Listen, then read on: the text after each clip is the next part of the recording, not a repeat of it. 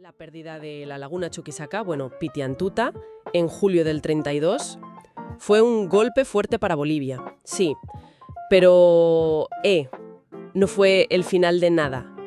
Más bien fue como la chispa, ¿no? La que encendió una escalada militar, con unas consecuencias brutales. Exacto. Hoy vamos a meternos de lleno en cómo reaccionó Bolivia. O sea, esa toma rápida de los fortines paraguayos Corrales, Toledo y sobre todo Boquerón.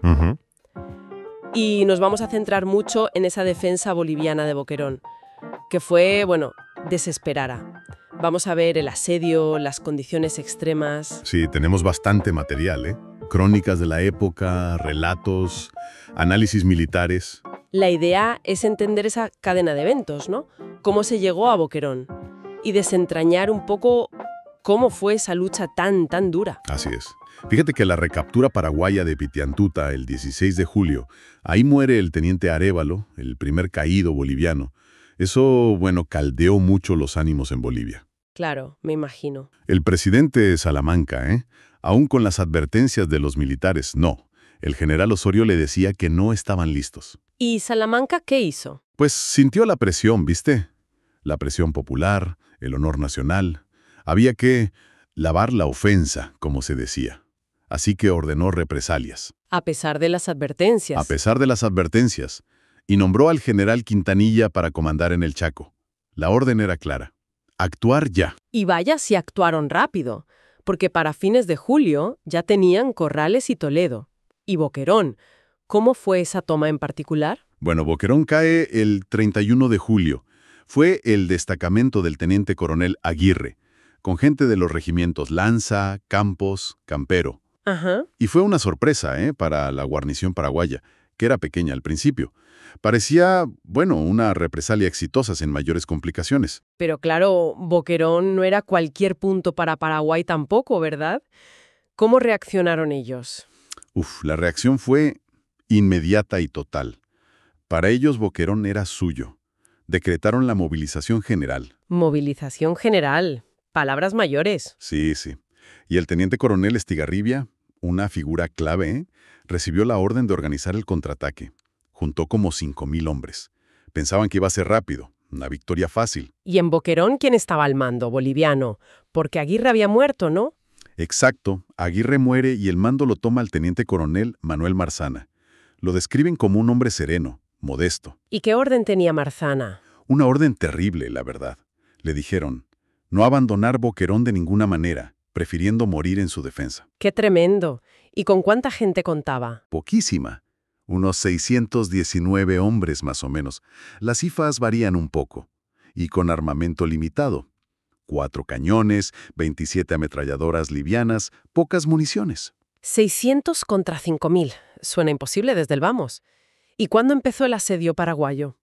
El 9 de septiembre. Ahí empieza el ataque masivo paraguayo.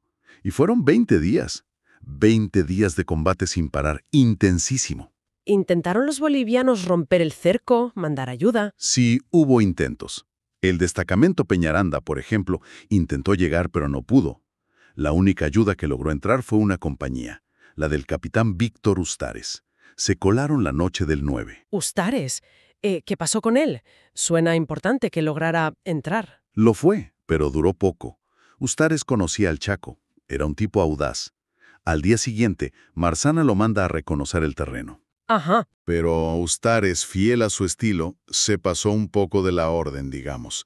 Chocó con fuerzas paraguayas muy superiores y, murió peleando. Heroicamente, dicen todos los relatos. Una pérdida enorme para la defensa. ¡Qué golpe! Y ya con el cerco totalmente cerrado a partir del 17, sin gente como Ustares. ¿Cómo era vivir ahí dentro? Las crónicas pintan un cuadro de horror. Era desesperante. Imagínate, el agua. El agua era el tesoro más grande. La laguna cercana estaba en manos paraguayas. Sin agua en el Chaco. Exacto. Faltaba comida, medicinas. Los pocos aviones bolivianos que llegaban a veces lanzaban provisiones, pero muchas se perdían, caían mal. O eran inútiles.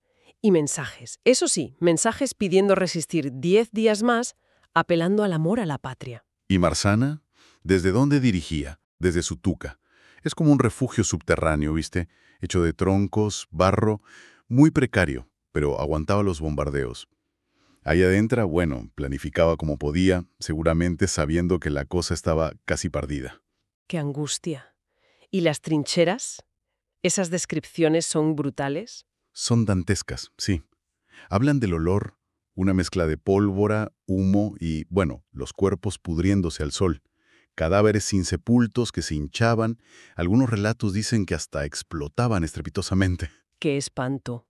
Y los heridos, agonizando ahí mismo, sin atención, mezclados con los muertos.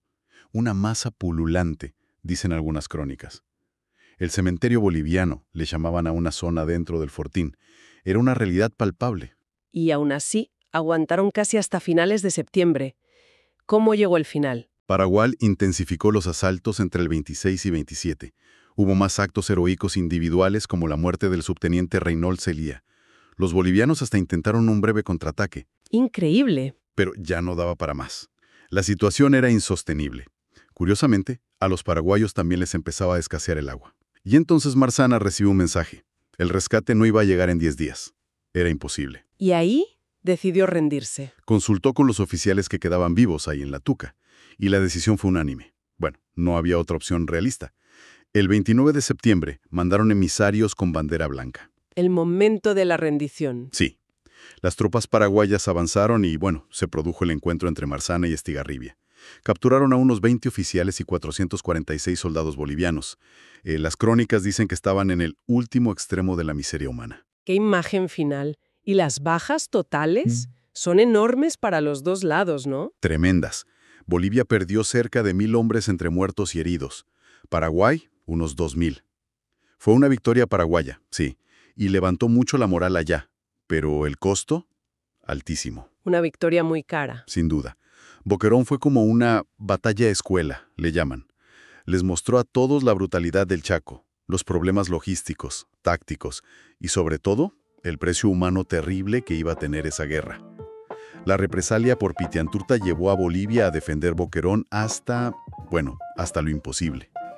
Un símbolo de resistencia, pero también de un sufrimiento inimaginable. Y pensando en eso, en esa brutalidad, en esas condiciones que apenas podemos imaginar, ¿qué nos dice, no?